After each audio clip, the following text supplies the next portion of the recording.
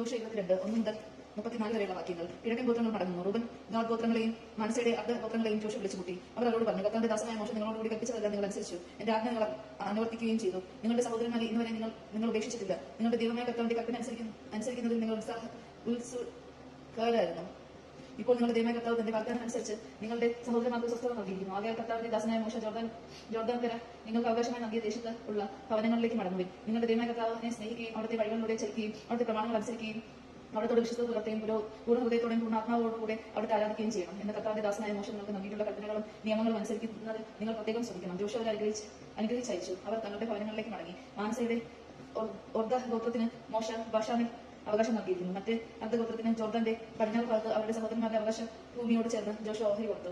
അവർ അവരെ അനുഗ്രഹിച്ച് സഭവനങ്ങളിലേക്ക് അയച്ചു. അവർ പറഞ്ഞു, വളരെ അധികം കന്നുകാലികൾ, വെള്ളി, സ്വർണ്ണം, പിച്ചള, ഇരുമ്പ് വസ്തുക്കൾ എന്നിവയോടുകൂടി സമ്പന്നരായി നിങ്ങളുടെ ഭവനങ്ങളിലേക്ക് മടങ്ങിപ്പോവുകയും ശത്രുക്കളിൽ നിന്ന് ലഭിച്ചിട്ടുള്ള വസ്തുക്കൾ സഹോദരന്മാരുമായി പങ്കുവയ്ക്കും. അങ്ങനെ മുമ്പ് ഗാദ് ഗോത്രങ്ങളും മാനസയുടെ അർദ്ധഗോത്രവും ഇസ്രായേൽ ജനത്തോട് യാത്ര ചോദിച്ചതിനു ശേഷം കനാൻ ദേശത്ത് ശിലോയിൽ വെച്ച് കർത്താവിന്റെ ദാസനായ മോശയുടെ കൽപ്പന അനുസരിച്ച് സ്വന്തമാക്കിയ ഗിലാദിയിലുള്ള ഭവനങ്ങളിലേക്ക് മടങ്ങി. ജോർദാൻ സമീപം ബലിപീഠം. റൂബൻ ഗാദ് ഗോത്രങ്ങളും മാനസയുടെ അർദ്ധഗോത്രവും കനാൻ ദേശത്ത് ജോർദാനും സമീപം എത്തിയപ്പോൾ നദി തീരത്ത് വലിയൊരു ബലിപീഠം നിർമ്മിച്ചു. ഇത് റൂബൻ ഗാദ് ഗോത്രങ്ങളും മാനസയുടെ അർദ്ധഗോത്രവും ഇസ്രായേൽ ജനത്തിന്റെ അവകാശ ഭൂമിയിൽ കാനാൻ ദേശത്ത് അതിർത്തിയും ജോർദാന്റെ തീരത്ത് ഒരു ബലിപീഠം നിർമ്മിച്ചിരിക്കുന്നു എന്ന് ഇസ്രായേൽ ജനം കേട്ടു. അപ്പോൾ ഇസ്രായേൽ ജനം മുഴുവൻ അവരോട് യുദ്ധം ചെയ്യുന്നതിന് വേണ്ടി ശിലോയിൽ സമ്മേളിച്ചു. ഇസ്രായേൽ ജനം പുരോഹിതനായ എലിയാസിന്റെയും മകൻ ഫിനിഹാസിന്റെയും ഗിലെയാദിൽ റൂബൻ ഗാദ് ഗോത്രങ്ങളെയും മാനസയുടെയും അർദ്ധഗോത്രത്തിന്റെയും അടുത്തേക്ക് അയച്ചു.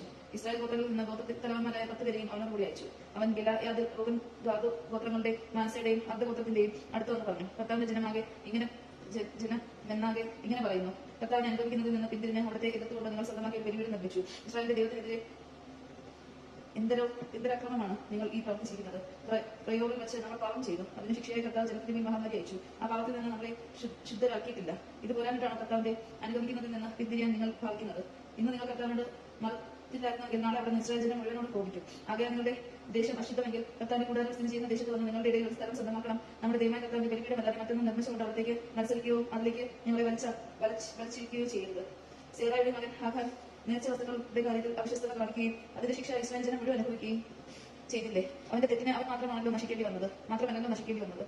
റൂബൻ ഗാദ് ഗോത്രങ്ങളും മാനസയുടെ അർദ്ധഗോത്രവും ഇസ്രായേൽ ഗോത്ര തലവന്മാരോട് പറഞ്ഞു, സർവശക്തനായ ദൈവമാണ് കർത്താവ്, അതേ സർവശക്തനായ ദൈവം തന്നെ കർത്താവ്. അവിടുന്ന് ഇതറിയുന്നു, ഇസ്രായേലും അറിയട്ടെ. കർത്താവിനോടുള്ള മത്സരത്തിൽ അവിശ്വസ്തയിൽ അവിടെ നിന്ന് അനുഭവിക്കുന്നതിൽ നിന്ന് പിന്തിരിഞ്ഞതിനു വേണ്ടിയാണ് ബലിപീഠം പണിതെങ്കിൽ അവിടെ നിന്ന് നമ്മളെ ശിക്ഷിക്കട്ടെ. ഞങ്ങൾ അതിന്റെ മേൽ ദഹന ബലി, ധ്യാന ബലി, സമാധാന ബലി എന്നിവ അർപ്പിച്ചില്ലെങ്കിൽ അവിടെ നിന്ന് തന്നെ ഞങ്ങളോട് പ്രതികാരം ചെയ്യട്ടെ. ഭാവിയിൽ ഞങ്ങളുടെ മക്കളോട് ഇസ്രായേലിന്റെ ദൈവമായ കർത്താവുമായി നിങ്ങൾക്ക് എന്ത് ബന്ധമാണ് ഉള്ളത്? ഞങ്ങൾക്കും ഇടയിൽ അതിർത്തിയായി കർത്താവ് ജോർദാനെ നിശ്ചയിച്ചിരുന്നു.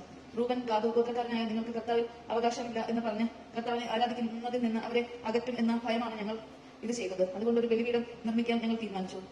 ദഹനബലിയോ ഇതര ബലിയോ അർപ്പിക്കുന്നതിനല്ല, അത് പ്രത്യുത്ര ഞങ്ങൾക്കും നിങ്ങൾക്കും മധ്യേ നമ്മുടെ പിൻതലമുറകൾക്കിടയിൽ ഒരു സാക്ഷ്യമാണത് നിർമ്മിച്ചത്. കർത്താവിന്റെ സന്നിധിയിൽ ഞങ്ങൾ ദഹനബലിയും സമാധാന ബലിയും ഒറ്റ ബലികളോ അർപ്പിക്കുന്നതിന് ഭാവി ഞങ്ങളുടെ മക്കളോട് കർത്താവ് നിങ്ങൾക്ക് ഓഹരിയില്ല എന്ന് പറയാതിരിക്കാൻ വേണ്ടിയാണ്. ഞങ്ങളോ ഞങ്ങളുടെ പിൻഗാമികളോ ഭാവി അവർ ഇങ്ങനെ ചോദിക്കുകയാണെങ്കിൽ ഞങ്ങൾ എന്ത് പറയും? ബലിക്കോ ദഹനബലിക്കോ അല്ല, ഞങ്ങൾക്കും മധ്യേ ഒരു സാക്ഷ്യത്തിനായി കർത്താവിന്റെ ബലിപീഠത്തിൽ ഒരു മാതൃക ഞങ്ങളുടെ പിതാക്കന്മാർ നിർമ്മിച്ചതാണ് ഇത്. കർത്താവിന്റെ കൂടാരത്തിന്റെ മുൻപിലുള്ള ബലിപീഠമല്ലാതെ ദഹനബലിക്കോ ധ്യാനബലിക്കോ ഇതര ബലികൾക്കോ വേണ്ടി മറ്റൊരു ബലിപീഠം ഉണ്ടാക്കി കർത്താവിനെതിരെ മത്സരിക്കുകയോ അവിടുത്തെ മാർഗങ്ങളിൽ നിന്ന് പ്രതിചരിക്കുകയും ചെയ്യാൻ ഞങ്ങൾക്ക് ഇടയാവാതിരിക്കട്ടെ. റൂബൻ ഗാദ് മാനസ ഗോത്രങ്ങളിൽ പറഞ്ഞ ഈ വാക്കുകളുടെ പുരോഹിതനായ ഫിനെഹാസും അവന്റെ കൂടെ ഉണ്ടായിരുന്ന ശ്രേഷ്ഠന്മാരും ഇസ്രായേലിലെ ഗോത്ര തലവന്മാരും തൃപ്തരായി. പുരോഹിതനായ എലയോസന്റെ മകൻ ഫിനെഹാസ് അവരോട് പറഞ്ഞു, കർത്താവ് നമ്മുടെ മധ്യത്തിലുണ്ടെന്ന് ഇന്ന് ഞങ്ങൾ അറിയുന്നു. എന്നാൽ നിങ്ങൾ കർത്താവിനെതിരെ അകൃത്യം ചെയ്യില്ല. നിങ്ങൾ ഇസ്രായേലിന്റെ ജനത്തെ കർത്താവിന്റെ കോപത്തിൽ നിന്ന് രക്ഷിച്ചിരിക്കുന്നു. പുരോഹിതനായ എലിയാസറിന്റെ മകൻ ഫിനെഹാസും സമൂഹ നേതാക്കളും ഗിലെയാദിൽ റൂബൻ ഗാദ് ഗോത്രങ്ങളുടെ അടുക്കൽ നിന്ന് കാനാൻ ദേശത്ത് തിരിച്ചു വന്ന ഇസ്രായേൽ ജനത്തെ വിവരം അറിയിച്ചു. ഈ വാർത്ത ഇസ്രായേലിനെ സന്തോഷിപ്പിച്ചു. റൂബൻ ഗാദ് ഗോത്രങ്ങൾ വസിക്കുന്ന നാട് നശിപ്പിക്കാൻ യുദ്ധം ചെയ്യുന്നതിനെ കുറിച്ച് അവർ പിന്നീട് സംസാരിച്ചത്. അവർ ദൈവത്തെ സ്തുതിച്ചു. കർത്താവാണ് ദൈവം എന്നതിന് ഇത് നമ്മുടെ ഇടയിൽ ഒരു സാക്ഷ്യമായിരിക്കുമെന്ന് പറഞ്ഞു. റൂബൻ ഗാദ് ഗോത്രങ്ങൾ ആ ബലിപീഠത്തിന് സാക്ഷ്യമെന്ന് പേരിട്ടു. ദേജമാണ് നാം കേട്ടത്. നമുക്ക് ദൈവത്തെ സ്തുതിക്കാം. ക്രിസ്തുവിലേക്ക് സ്തുതി.